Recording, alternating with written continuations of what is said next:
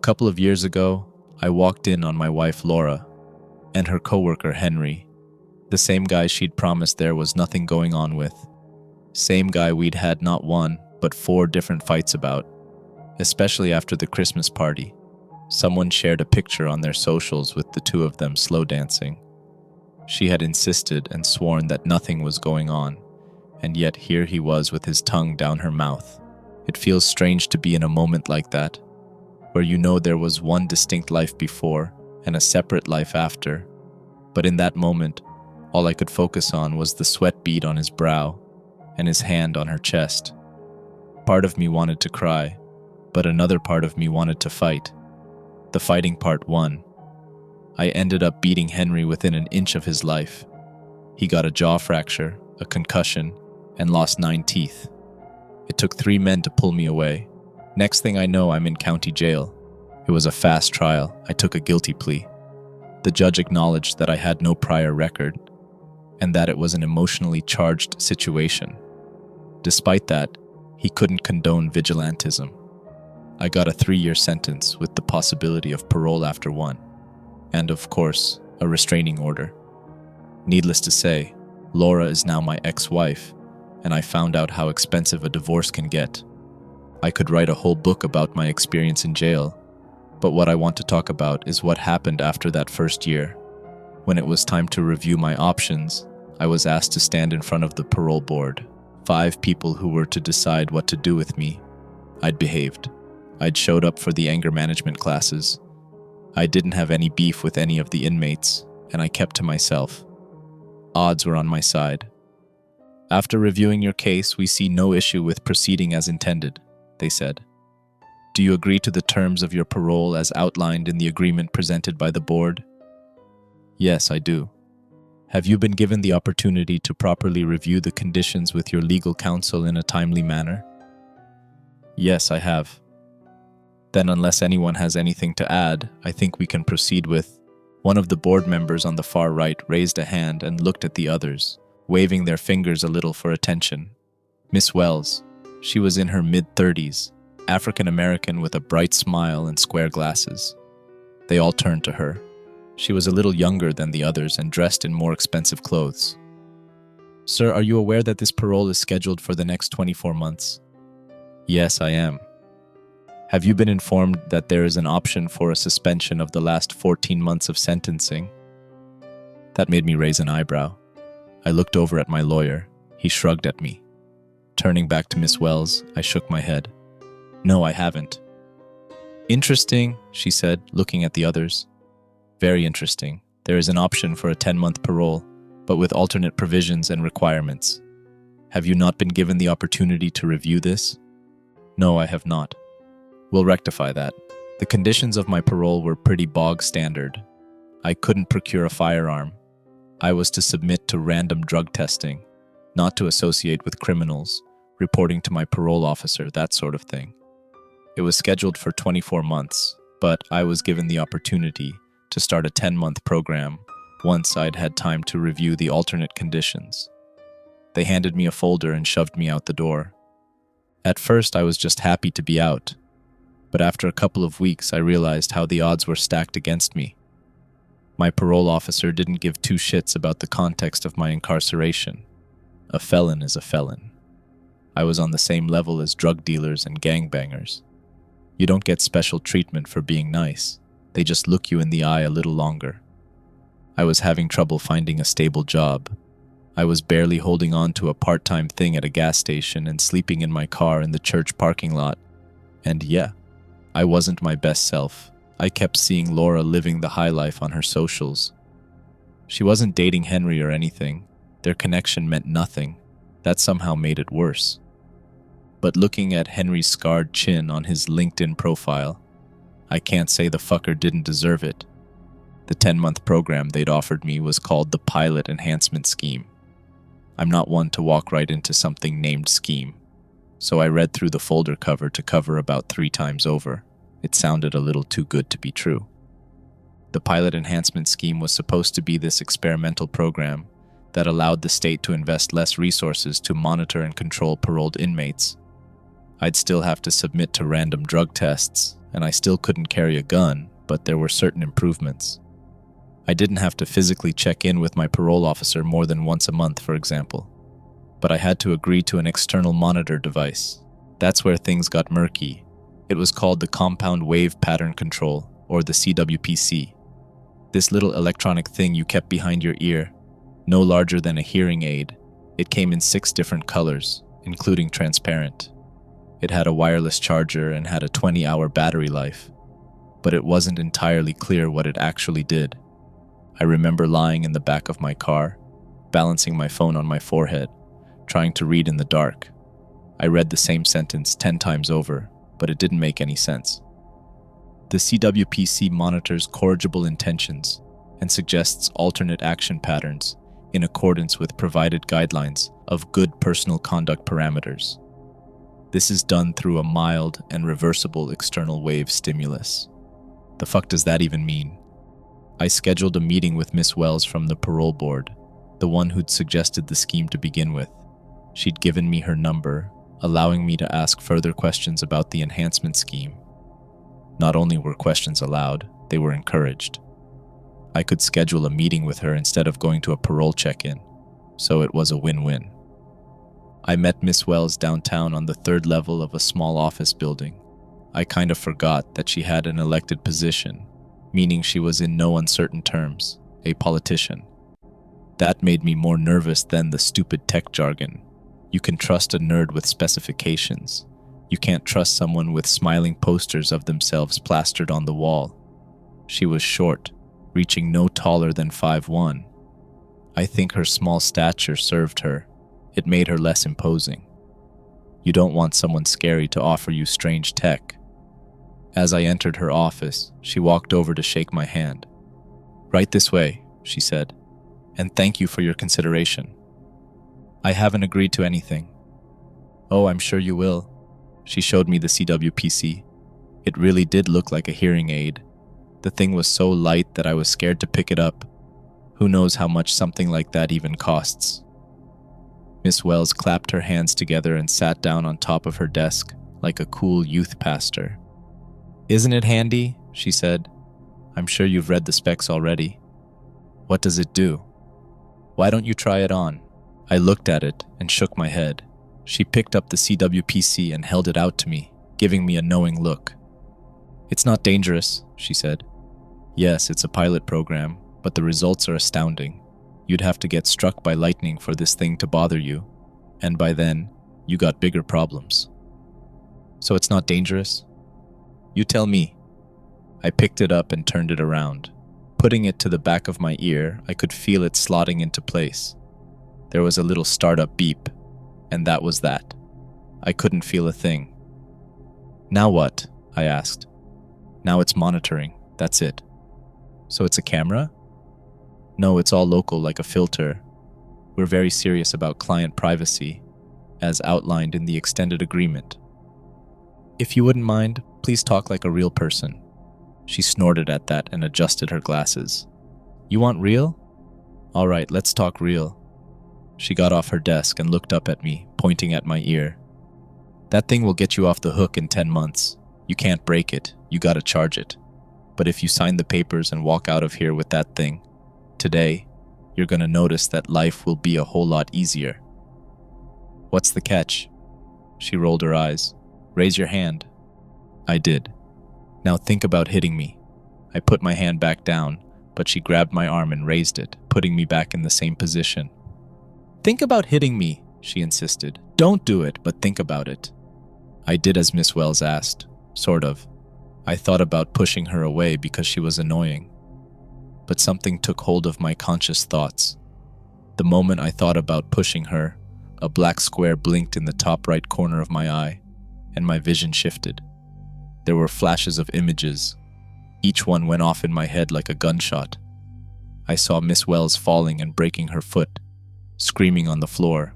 I saw her limping weeks later and falling down a staircase because she couldn't get the crutches right. I saw her eyes turn white, dead, and cold as her neck snapped. The image dissipated, leaving me with a burning sensation that turned my ear flaming red. My eyes teared up with a thick, viscous jelly that stuck to my lashes. Miss Wells was standing in front of me like nothing happened, offering me a paper towel. "That's what it does," she said. "It detects corrigible intentions. It's messing with my brain. It's reminding you of the consequences of your actions. Is that something to be afraid of? You do a lot of unconscionable things." I couldn't stop looking at her eyes. They were brown, but I could imagine them with a thin layer of dust.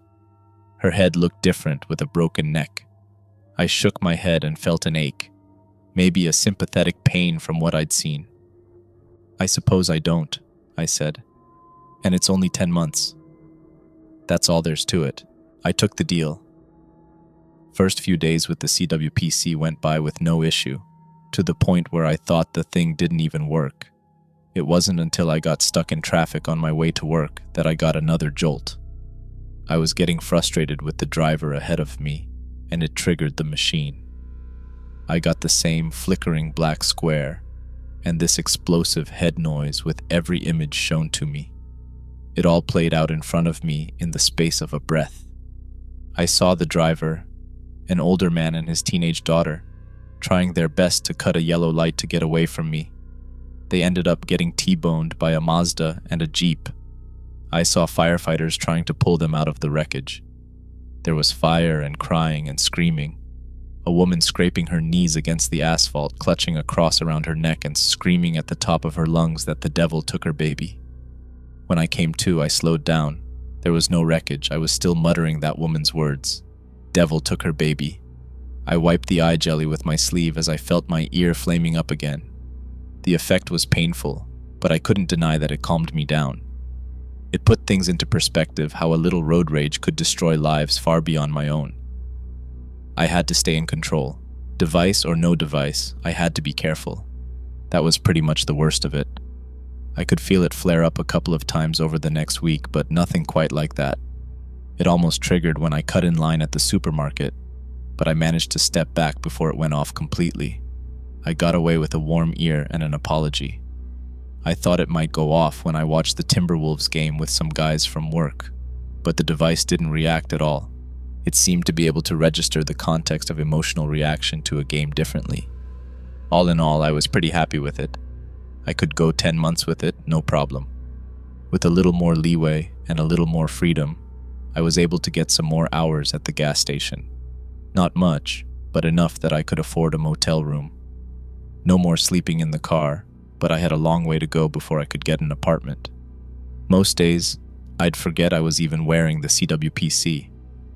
I had one of the guys at work ask me about it, and I just said it was a new kind of AirPod. Working the counter was the only thing I didn't like doing. Stressed people can be frustrating to deal with, and some can be outright demeaning. People like feeling better about themselves by putting down the guy working the register. They like to flash their most expensive cards or make snide remarks. I had the CWPC trigger 3 times in one day. The last time, I imagined jumping over the counter and strangling a woman on the floor.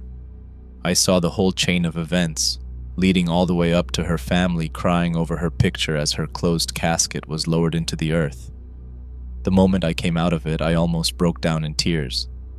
I kept apologizing to her despite not actually doing anything. The CWPC wasn't meant to be comfortable. The damn thing burned as the battery ran hot, forcing me to alternate between my ears. Just triggering a couple times a day was enough for a boil to pop up on my skin. Thank God I don't have to wear glasses. After a month of using the device, I'd gotten into a rhythm. I charged it at night, I wore it during the day, and I stuck to the straight and narrow. If I felt it going hot, I stepped away from whatever I was doing. If it actually triggered, I went ahead and did something else for a while. I got a cream to put behind my ear and started carrying a handful of wet wipes for the eye jelly. Then one day as I worked the register, Henry walked in. Yes, that Henry. He was getting some cigarettes, but that was enough to send me down a rabbit hole. Laura hated cigarettes. She'd made me quit smoking when we first started dating back in college, but she had no problem rounding third base with this guy. The thoughts snuck up on me. I imagined walking out from behind the counter and breaking his goddamn nose. But as the device triggered, I saw the rest of it play out in my mind's eye. How he toppled backwards, smacking the back of his head on the cold stone tiles. How he ended up in a hospital on life support, his brother holding his hand as they pulled the plug. I could feel the sorrow of it, the hatred directed rightfully back at me. The moment I snapped back, I got a wet wipe and cleared the jelly from my eyes. Henry looked at me, shaking his head. "Are you crying?" "I'll let someone else take this." "You're crying, aren't you?" He crossed his arms, clearly confrontational. Maybe our last encounter made him feel like less of a man. Maybe belittling me made the scar on his face feel a little lighter. I stepped away from the counter and asked one of the other guys to take my place as I slipped out the back. Just a couple minutes later, I met Henry outside in the parking lot.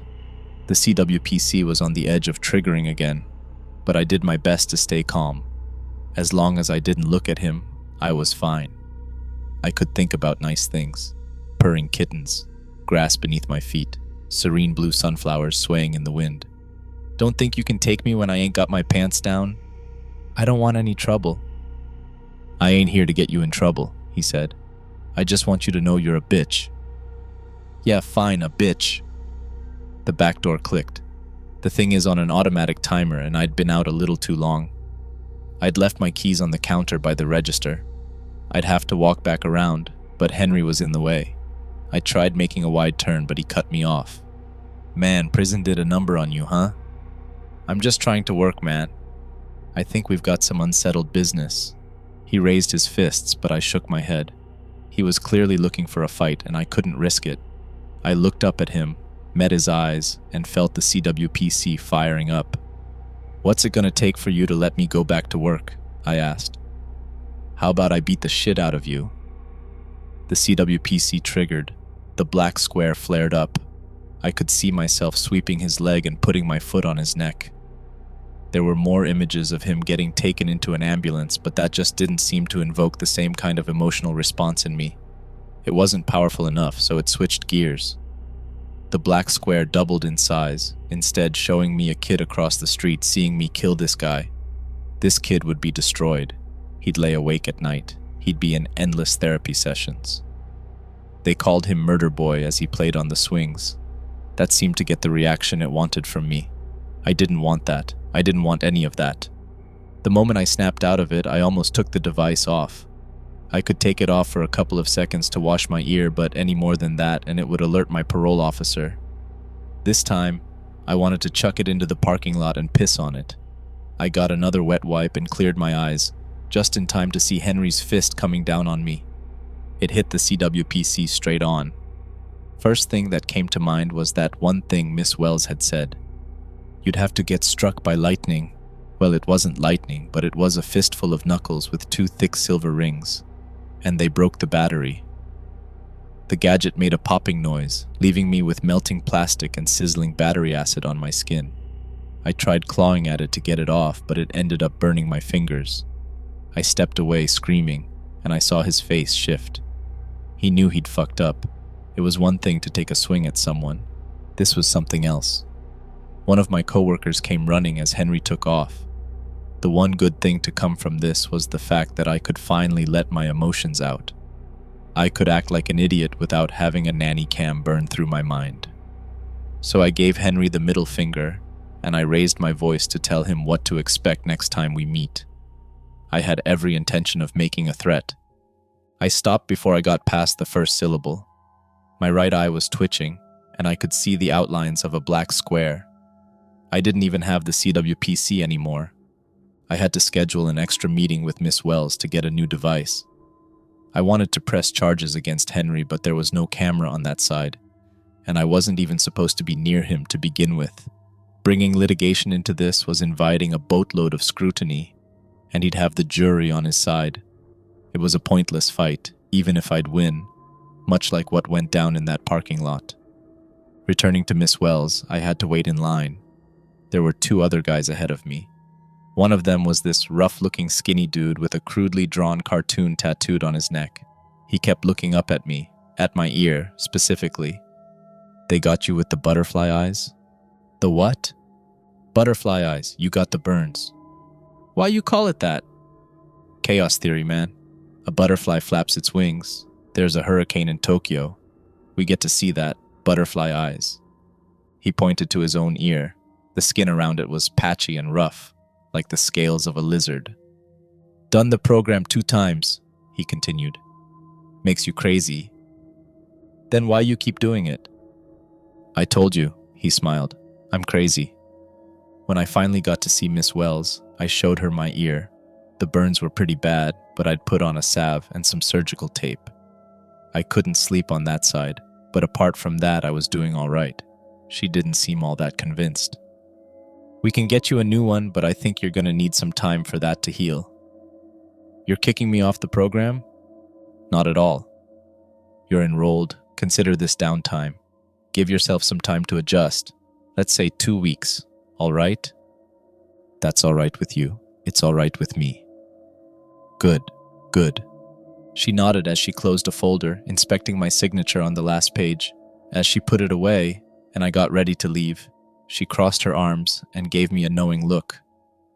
Have you had any problems? She asked. What kind of problems?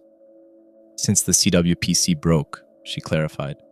Some folks reported dizziness when it crashes unexpectedly. Not sure, maybe a couple of twitches. I could tell she didn't like that answer. She didn't like it at all. I thought a couple weeks without the CWPC was going to be a walk in the park, but it turns out things are rarely that simple. Now I have no need to do bad things, but there are certain impulses that are impossible to repress. If someone was to jump out at me, I'd push them away. That's just instinct. Same thing goes with other surprises like a sudden phone call or when a car backfires. I was crossing the road this one time, late afternoon, coming home from work. Got a bag full of groceries. This car didn't see me and slammed the brakes at the last second, screeching to a halt and barely grazing my left leg. There's this loud horn and someone screaming. My adrenaline spiked and this guy comes running at me. My first thought is to keep him away, but as I raise my hands, something happens. The black square flashes in the top right corner of my eye. I see myself pushing him back.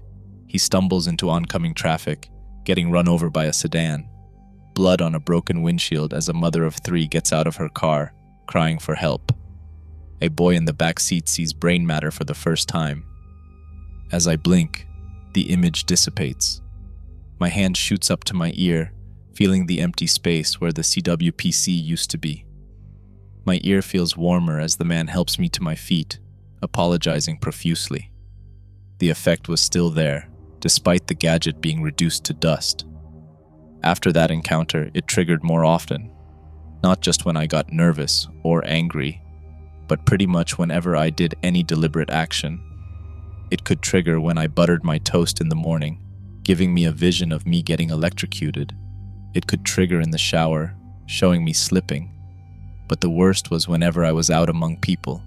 It's the guilt that really sticks with you. It always frames your actions as the cause of suffering. You buy a pack of smokes, it shows you that it was the last pack of that brand, causing the next guy in line to have to go to another store. On his way there, he gets murdered. You want to fill up with gas? You see yourself spilling and someone later sets themselves on fire. I didn't even have the CWPC anymore, but the visions kept coming back over and over again. Every single day was filled with images of dying men, women, and children. Starving dogs, poisoned birds, baby kittens choking to death. Crying babies left in the car as my actions cause a mother to come back a little too late. It was getting worse, and when I picked up the phone to call Miss Wells, it triggered again. I saw her missing the last words of her dying father because he would call seconds after me. I held my thumb over the call button. It felt so real. How could I tell if the consequence was something to be expected or something completely fabricated? I saw 3 more scenarios play out as my finger trembled over the call button. She misses a call from the hospital. She gets distracted and falls down the stairs. She looks away for a split second at an intersection. Death, death, death. But I pressed anyway. Defying this thing just kicks the effect up to 11. I can't even count all the way it showed me Miss Wells dying. The moment she answered, I couldn't tell her real words from the screams in the gaps in my mind. One version of her politely says hello while another is being lit on fire, screaming at the top of her searing lungs. I can't tell which is which. "It's broken!" I call out. "It's broken and it's fucking with my head!" She's screaming at me, gargling battery acid. There's crying and pain, and I see the white of her eyes. Then she asks how bad it is. "Please," I cried. "Please, it's not working. It's out of control." The call disconnected. Maybe I did it myself, I couldn't tell. The image subsided. There was blood flowing from my ear as the boils popped, making it look like I'd taken a bullet at point-blank range. I had to call for help. I had to try again. Miss Wells. Anyone. I picked up the phone and dialed the emergency services, but I could feel it all coming back. The black square grew larger in the outline of my eye. I saw my one call blocking a child from reaching an operator in time, forcing her to watch her mother choke to death on the floor. An elderly woman trying to get through, desperately performing the Heimlich maneuver on her dying husband. If I pressed that call button, I would be the cause of so much pain. I picked up my phone, got on my knees, and smashed it against the kitchen floor over and over. That helped a little. The visions couldn't come back if I couldn't make any calls. Somehow, it got worse. Every step I took could cause another trigger. It might show me stepping on a ladybug. If I hadn't done that, it would have distracted a kitty cat from walking into oncoming traffic. A little girl sleeps alone because of me. I flush the toilet and see the pipes clog, causing a blockage that stops a man from getting that glass of water he needs to swallow his life-saving medication. Do pipes even work like that? That's what it showed me, so it had to be true. Every single action I took, I was bombarded with impression of how fucking awful I was. Every action leading to consequence of pain, death, dismemberment, and this endless sadness. I started to see so much terror that I went from having the image of a dead person on my mind to having a catalog of them. I could no longer think about a single dead individual. There were too many of them. After a while, they all start to look the same. I would lie in my bed, staring at the ceiling. Even the most basic autonomous actions of my body would cause images of pain and destruction. I stole a breath meant for a better man. I blinked at a moment when I needed to see something critical. I raise a hand, blocking a signal from reaching an intended target. I tried holding my breath, but I couldn't win. Living or dying, breathing or not, none of it mattered. All I saw was the never-ending circle of pain emanating from me, killing everything cursed enough to be in my vicinity. What the hell was I supposed to do? If you're getting the same result either way, does it matter what you do? I stayed in bed for 2 days, just watching this endless loop play out in front of me. I must have seen millions of people die, tens of millions. I could see it in excruciating detail, in ways I could never have imagined on my own. There are so many ways to get cut by a knife, so many nerves that can be severed. I could anticipate the pitch of a death scream from the angle of a cut. Since it didn't matter what I did, I got up. When I did, I could barely see anything. I was experiencing the world as a kaleidoscope of possibilities. In one world, I'm taking a step forward. In another, I'm crashing through the floor, killing the guest in the room below. But I'm still taking that step. If I would have killed something either way, what does it matter if I get up to get a glass of water? It felt like relearning everything. I had to stop relying on my sense of hearing, as my ears had swollen to the point where all I heard was my heartbeat. The right side of my face was caked in dry blood, and I could tell I was a little pale in the bathroom mirror. I think I was, at least. I saw so many things in that mirror that I can't tell which was the real me. What surprised me the most was how these images made me feel. At first, I'd felt like the worst man in the world, like the core and center of all evils. But after a while, I didn't feel a thing. If I feel the same putting on shoes as I would shooting a man in the head, what's stopping me from doing both? I tested the boundaries a little. I took a walk around the neighborhood. Yes, the images were there, and no, I didn't care. I thought about things that I knew would trigger a response, like pushing a woman into traffic, or taking a taxi to Henry's place and rip his tongue out with my bare hands. Yes, the images remained. More death, and terror and guilt. But that was already there. If everything is already tuned to max, you can't go louder. I don't know when I decided to do something. I don't think it was a conscious choice. Maybe I thought about testing a little more or doing something stupid to see if I could get the damn thing to short-circuit my brain completely. I remember picking up a knife and stuffing it in my pocket. I remember throwing a potted plant out my bedroom window. I punctured the tires of a parked car just to see if things could get worse. And yes, I saw images of a family of 4 careening off a steep cliff. Yes, I saw an elderly woman getting the back of her head caved in by a potted plant. But I would have seen variations of those things, even if I'd just stayed in bed, breathing, so what does it matter? There was this long road. I think I took the bus. I either stabbed a man or paid the bus fare, I couldn't tell. Maybe both. It was supposed to be a 10-minute ride, but it was dark when I got out. I walked in circles, not arriving at my destination until well after midnight. I recognized the shape of the name on the door, but I couldn't bring myself to read it. I wasn't knocking anyway. I just had to be sure I was in the right place. I thought about having a civil conversation with Henry. I thought we could work things out and put this behind us. After all, I did a number on him. I deserved to be punished back then. I'd been out of control, but I wasn't like that anymore. That rational part of me was a fraction of an exponentially growing cavalcade of actions. When the most sane part of you occupies a 10,000th of a percentile, you have to expect yourself to submit to the irrational. I'd intended a conversation but ended up breaking through his window. Before I even saw him, I'd killed him 1,000 times over. By the time he stepped out of his bedroom in nothing but his boxer shorts, I'd already heard the multitude of death screams he could muster. I didn't plan to do anything. I had no intention of hurting him. I just let whatever came naturally happen. Whether that was apologizing or putting my hand down his throat was a coin toss. Let the chips fall where they may. I saw myself stabbing him to death 100 times over, and it was nothing I hadn't seen before. But I didn't see a single word where this man was not condemned to die a horrific death. I think someone pulled me off of him.